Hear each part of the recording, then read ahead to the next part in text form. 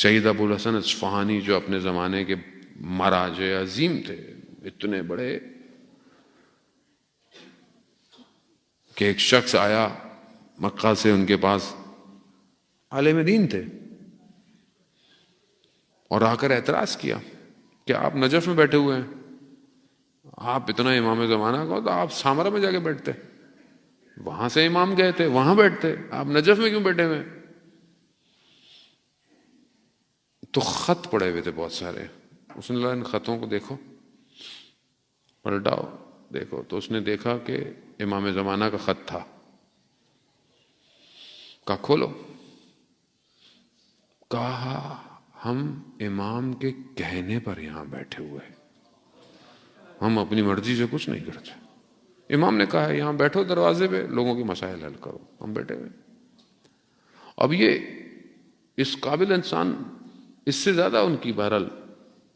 کئی عالم دین بیان کرتے ہیں کہ ہمیں بہت وظیفہ کیا امام تک پہنچنے کا، پہنچ بھی گئے، امام تک پہنچے، امام کو دیکھا، کچھ سوالات تھے جو امام سے کرنے، جیسے امام کو دیکھا سوال بھول گئے، امام کو دیکھ کے کہاں کوئی بات یاد رہتی ہے، بھول گئے، اور بس سلام کیا، باہر نکلے، باہر جیسے ہی نکلے سوال یاد آ گئے، تو کہا دوبارہ جاتا ہوں، امام جانے دیں گے، دوبارہ دروازہ کیا تو خادم جو تھا جس نے پہلے کھولا، اسے کہا کہ امام سے ملنا ہے، کہا امام تو نہیں ہے، کہا کیسی باتیں کرے، ابھی تو امام تھے میں مل کر ہوں، کہہ رہا نہیں ہے، تو ناراض ہوئے اس سے، اس نے بولا کہ میرے پہ کیوں ناراض ہو رہے ہو؟ کہہ رہے ہیں ہمیں تو نہ امام کے آنے کا پتہ چلتا ہے نہ ہمیں جانے کا، ہم تو نوکر ہیں، دروازہ کھولنا ہوتا ہے ہم نے، امام نہیں ہے، ہاں امام کا ایک شاگرد بیٹھا ہوا ہے، چلو چلو، جیسے ہی کھولا اندر جا کے دیکھا تو سید ابو الحسن اصفہانی بیٹھے ہوئے، اور جیسے امام بیٹھے ہوئے تو اسی طرح بیٹھے ہوئے، تو کہتے ہیں میں نے سوال کیے، سوال پوچھے، انہوں نے مجھے جواب دے دیا، میں نکلا، جب میں نجف کے قریب پہنچا تو میرے دل میں بڑا آیا کہ یہ پتہ نہیں جو شخص تھا ملتا جلتا تو سید ابو الحسن اصفہانی سے تھا کہ نہیں؟ اب دل کہہ رہا ہے کہ جاؤ گھر جا کے پوچھو، لیکن اب اندر سے کہہ رہا ہے نہیں نہیں وہ کیسے ہو سکتے ہیں، یہ کیسے ہو سکتے ہیں۔ دوسرے دن رہا نہیں گیا، چلے گئے، جیسے دروازے پہ گئے تو انہوں نے پہلی خادم کو بول دیا تھا یہ آئے گا آنے دینا اندر،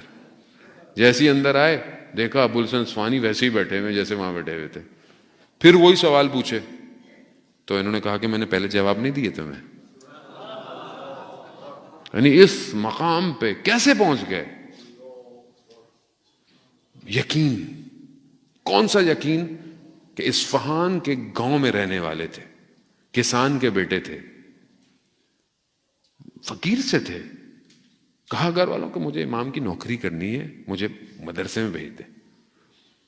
باپ نے بولا ہمارے پاس تو بیٹا صحیح طرح کچھ کھانے پینے کو بھی نہیں ہے، کہا کوئی نہیں مجھے جانے دے، چلے گئے۔ ماں نے ایک دن کہا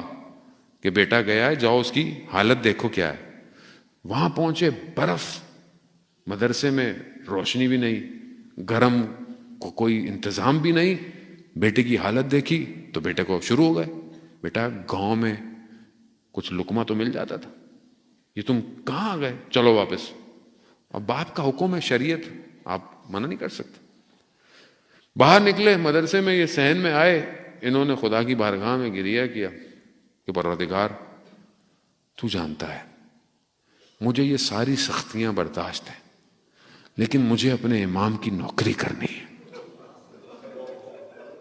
یہ کہہ کے ابھی آئے تھے کہ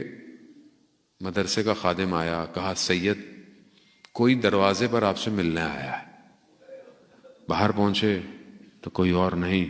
وقت کا امام موجود ہے۔ امام نے کہا یہ کچھ چیزیں رکھو، تمہارے کمرے میں جو کتابیں ہیں ان کے پیچھے ایک شمع ہے، اس کو روشن کرو، روشنی بھی ہوگی،